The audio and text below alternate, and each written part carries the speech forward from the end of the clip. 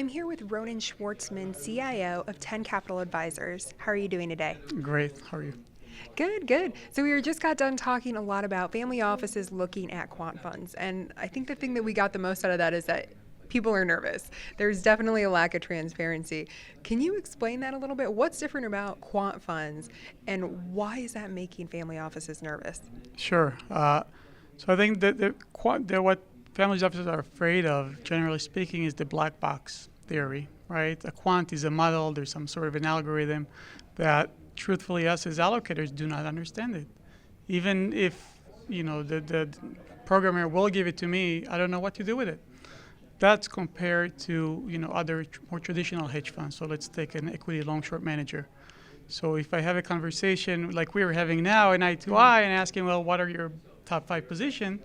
He can explain to me which ones and why he has them.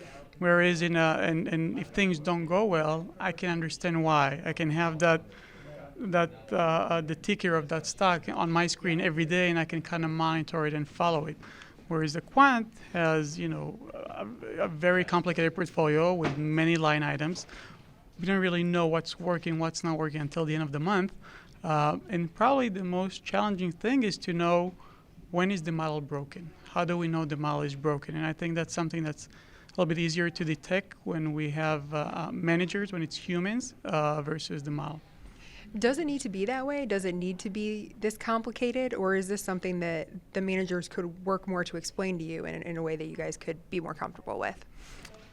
I think there's probably a way for managers to explain things a little bit more in a simple way, a more transparent way to us.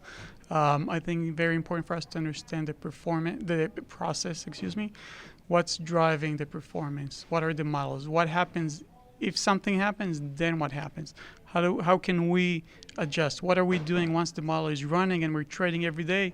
What are we doing to make sure that the model will continue to perform? Because usually something happens after a year or 2 or 3, the model breaks.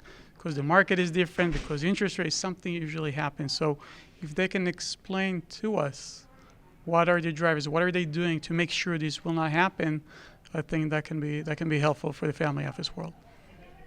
And I know that we also have talked a little bit about the pluses and minuses of working with the quants. And there's definitely the back and forth between the man versus machine, as we said. So what are the advantages of working with quants? Sure. I think there are several. The first and foremost, it's a machine. It's a model. It's an algorithm that's running. There are no emotions attached. They don't fall in love with the company. One of the biggest risks of a value-driven hedge fund manager is that he falls in love with management and company, and if things go wrong, he's afraid to admit he was wrong and to get out of the position. With a quant, when it's a computer, there are no emotions attached. It's very simple. Trading is typically more efficient. There's less room for error, for human error in trading. So I think these are probably the two biggest advantages of quants, of models. But do you feel like you're missing out at all if you don't include quant in your portfolio?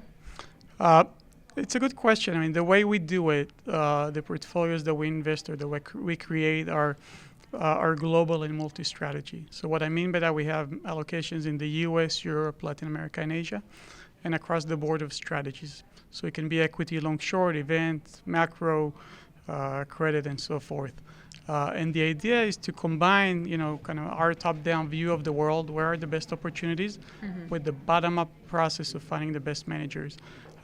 So quants, for example, were a great place to be in a year like 2008, and they helped protect capital and made money. And however, since then, we had a period of time since 2009 until the middle of 2014, actually, that the CTA industry as a whole, there's always exception to the rules and managers that made money, but the return profile of the industry was not that exciting.